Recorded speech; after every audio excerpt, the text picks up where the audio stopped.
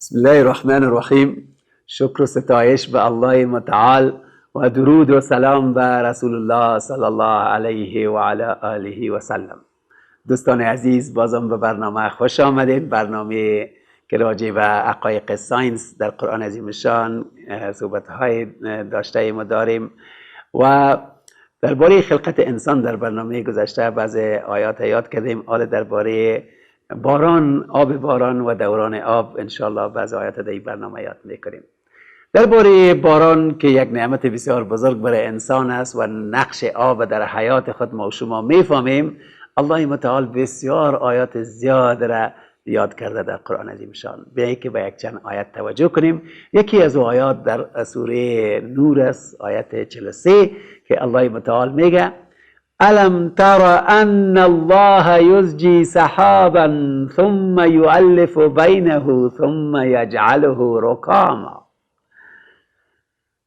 این قسمتش که ترجمه کنیم، الله میگه آیا متوجه نشدی که الله ابرها را به حرکت میاره، بعد از او این ابرها را با هم تعلیف میکنه، یک جا میکنه و بعد از او این ابرها را متراکم میسازه، تحت فشار میاره.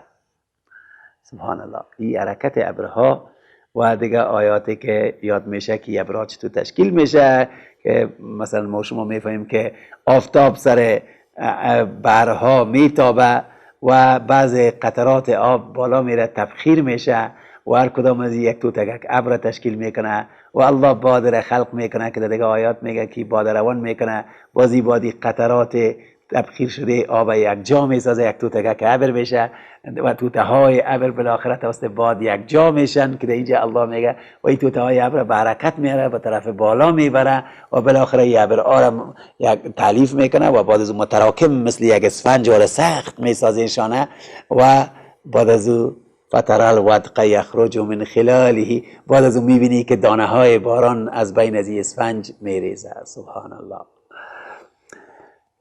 الله متعال چی یک نظامی را اینجا تشریح میکنه که ما نه توسط ساینس بعضی از حقایق درک کردیم که چطور ابرها واقعا قدم به قدم توسط حرکت بادها یک جا میشن و متراکم میشن و بعد تحت فشار میان و بالاخره حرکت تا که الله برشان میگه توقف، اینا رو ببار.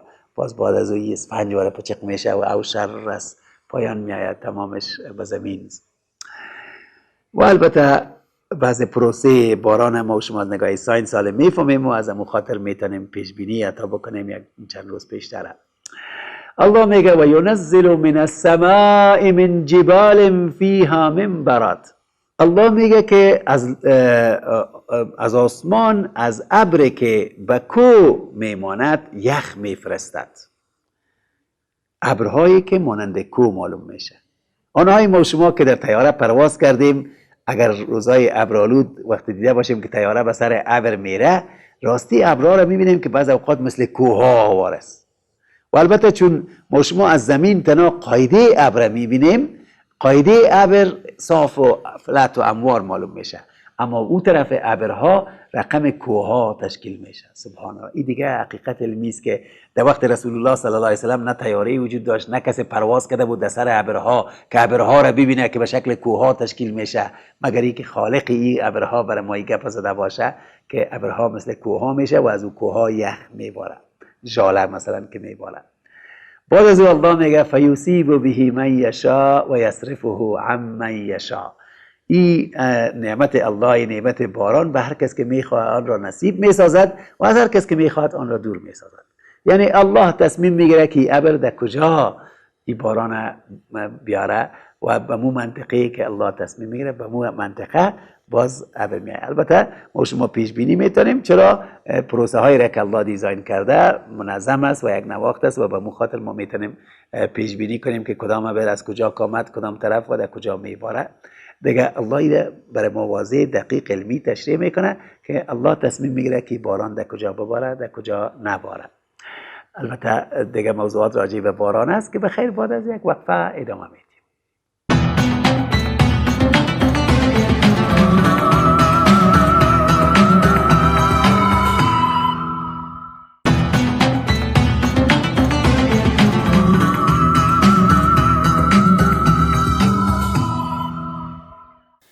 دوستان عزیز، خوش آمدین بازم به برنامه. ما شما راجع به آب باران و حقایق ساینسی قرآن در این باره صحبت داریم. یک آیت ما شما در سوره نور دیدیم، بیا که یک آیت دیگر رو ببینیم در سوره الحجر آیت 22. الله متعال میگه و ارسلنا الرياح لواقح فانزلنا من السماء ماء فاسقيناكموه وما انتم له بخازنین. به این آیت الله متعال میگه که ما بادها را فرستادیم که بارور کنه ابرها را و گیاها را. سبحان الله. یعنی باد روان کردیم که ابر بارور بسازه، مثل که زن به اصطلاح حامله دار میشه، یعنی این ابرها را اتو بارور میسازه که باز با آب پر میشه. و همچنان گیاه ها را امی بادها بارور میسازه که از نگاه علم بیولوژی ما شما میفهمیم که نباتات هم امی پروسه مذکر و مؤنث و توالد و تناسل به اصطلاح دارند. و بعد از او الله میگه بعد از اینکه ما ابرها را بارور ساختیم، باز باران از آسمان میفرستیم و شما را با آب آن سیراب میسازیم و شما این آب نمیتونین که باز یعنی نگاه کنین و حفظ کنین اگر الله اجازه نده. آب باران واقعا بسیار جالب است. وقتی آب باران میباره در روی زمین، الله متعال برای زمین طور طرح و دیزاین کرده که قشر بالایی زمین یک مقدار از آب جذب میکنه. به غیر از او اگه قشر بالایی زمین آب جذب نمیکرد، کلی آب باران در سر زمین میماند و زندگی ما شما را بسیار سخت میساخت. آب در سر زمین میماند. زمین اجازه داده قشر بالاییشه که یک مقدارش جذب کنه در زمین، یک مقدار دیگهش از او استفاده میکنیم و بعد از او یک کمی که در زمین پایین بریم، بعد از یک چند متر باز الله دیگه قشر زمین طور ساخته که باز آب اجازه نمیده که از او زیاد پایین بره. و این هم لطف و رحمت الله هست. اگر الله اجازه میداد که آب کاملا در متن زمین در قشرهای داخلی زمین بره، دیگه باز ما شما این آب باران از پیش ما به اصطلاح گم میشد. ما هیچ هر قدر که به اصطلاح چا میکندیم، دیگه هر قدر که پایین میرفتیم، بازارها متر پایین میرفتیم، هنوز هم آب کشیده نمیتونستیم، چون الله قشر دوم زمین طور ساخته که آب برای ما باقی بانه. از همون خاطر بعد از مثلا 50 متر یا 100 متر یا قدر متر که بکنیم از زمین آب میبره. یعنی او آبا را الله اونجا برای ما چی کرده؟ ذخیره کرده.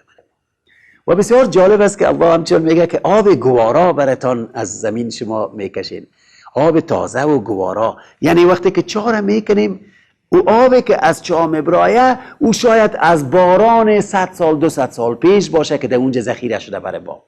و شما فکر کنین آب در هر جایی که ذخیره کنیم، بعد از یک مدت این آب بویناک میشه، این آب قابل خوردن نمی باشه. اگر در کوزه بانیم، اگر در یخچال بانیم، در هر جای بانیم، یک سال بعد این آب که بخوریم بسیار آب هیچ قابل نوشیدن نمی باشه.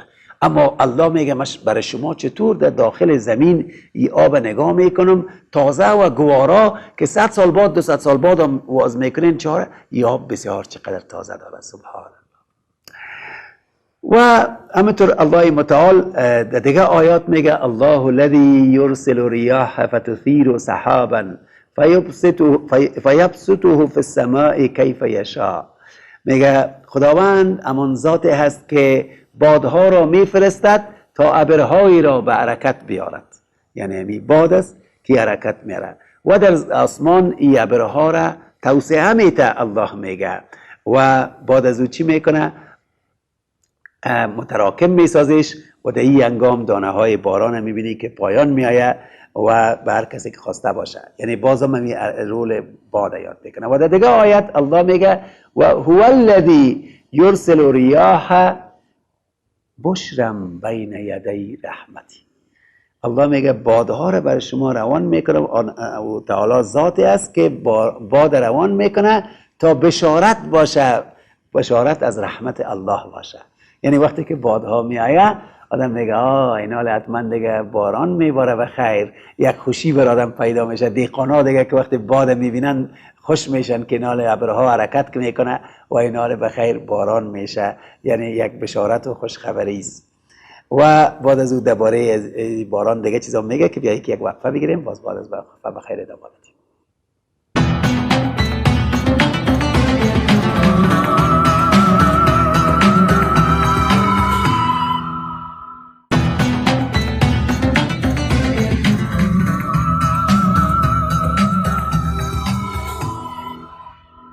بازم خوش آمدین دوستان عزیز. ما شما راجع به باران و حقایقی که راجع به باران از نظر ساینس امروز برای ما قابل درک است در قرآن کریم بحث شده، صحبت دربارش داریم. در آیتی که قبلا یاد کردیم الله میگه من باد روان میکنم که به شکل یک بشارت و خوشخبری که اینه بخیر رحمت الله میآید، باران میآید و از زمین های مرده را توسط ازی زنده می سازم و توسط ازی باران باز برای شما هر نوع نباتات و میوه ها و غیره را براتان از زمین می کشم. از چی خاطر؟ لعلکم تشکرون، تا که شما شکر الله را انجام بدید. متاسفانه ما شما اکثرا هیچ شکر الله را انجام نمیدیم، حتی شکایت میکنیم که باران بارید تر شدم، باران مرا نارم ساخت، پروگرام من خراب کرد، دیگه کرد. یعنی شکایت هم میکنیم میوازه که شکر الله را انجام بدیم هر وقت که باران میباره که چی ها به حیات برمون میآید. لعلکم تذکرون، همچنان در این آیت خداوند میگه که تا که شما درس بگیرین، پند بگیرین، تا که خوب در تذکر کنین این حقایق. تشکرون میگه لعلکم تذکرون است. در دیگه جای الله متعال میگه هو الذی یریکم البرق خوفا و طمعا و ینشئ السحاب الثقال. السحاب ثقال. الله میگه که او تعالی ذات است که برق را به شما نشان میدهد. برق امی رعد که از نتیجه دو ابر که میایه با هم میخورن، به اصطلاح تکر میکنن، از نتیجه ازی یک برقک تولید میشه. مثل که دو سنگ بگیریم، یک سنگ سر سنگ دیگه بزنیم، یک برقک تولید میشه. امی ابرها هم بسیار با وزن زیاد که اینا با یکی دیگه میخورن، یک برقک تولید میشه. ما شما او برقک در اصطلاح عامیانه الماسک میگیم. الله میگه او برقک برای شما من نشان میدم که این برای شما هم خوف پیدا میکنه هم امیده. از یک طرف امید است که به خیر ننال باران میشه، از طرف دیگه انسان ها میترسن که همین برقک میتونه ما را حیات ما را بگیره یا وضع خطرهایی را برای ما واقع بسازه.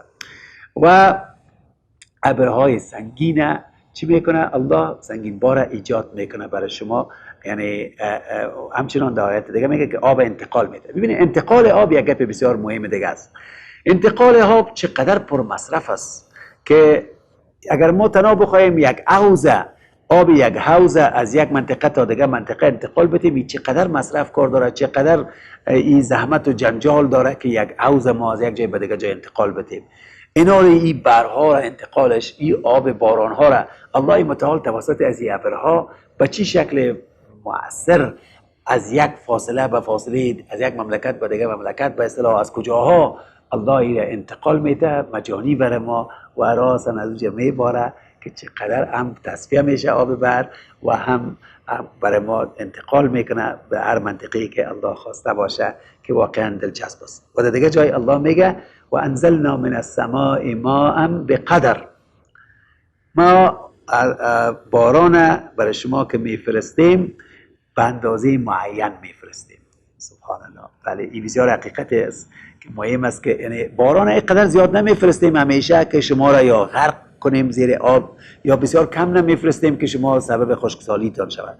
به صورت عموم الله به یک اندازه معین در مملکت، در قریه، در ولسوالی، در ولایت الله باران روان میکنه که ما بعضیش نوش جان کنیم و بعضیش در زمین جذب شود و دست چاها یا برای آینده برای ما ذخیره شود.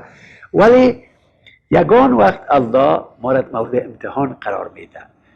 وقتی مورد امتحان قرار میده یک کمی باران از زیادتر روان میکنه که در اینجاست که ما ضعف خودم میبینیم، کوتاهی های خودم میبینیم که سیلاب میشه و خانه های ما را سیل میبره و موترها را سیل میبره و کشورهای بسیار پیشرفته به اصطلاح دانشان واز میمونه کال چی کنیم دیگه ما و خود فلج احساس میکنن. اینجاست که عظمت الله را باید درک کنن. این امتحان است که الله میخواد انسان ها متوجه شوند که باران یک ذات روان میکنه، باران سر به خود نمیآید و او ذات میتونه که کم بسازه زیاد بسازه و او ذات میتونه که باران سبب آرامش شما یا سبب نارامی شما بسازه. شما چرا شکر الله را انجام نمیدید؟ و همچنان بعض اوقات الله باران میگه نرو این روان نمیکنه برای یک مدت، یعنی سبب از این میشه که انسان ها احتیاج خود به الله اظهار کنن و حتی دعای باران است، نماز باران است که انسان بخونه که مسلمان ها که دعا کنن که الله باران برای ما بفرست.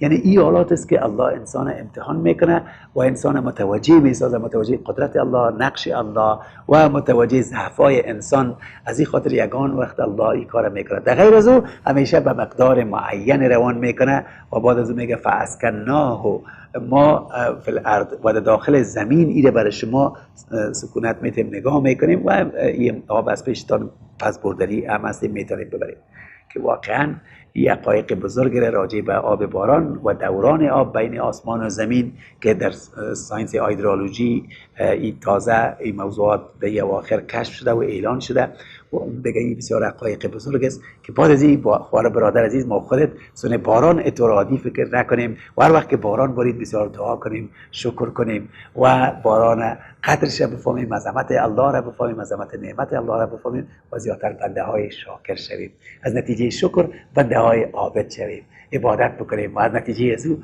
مسلمان خوبتر و انسان خوبتر شویم خداوند همه ما شما را در ایران توفیق علم و عمل کنه آمین یا رب توفیق علم و عمل بده آمین یا رب العالمین. السلام علیکم و رحمت الله.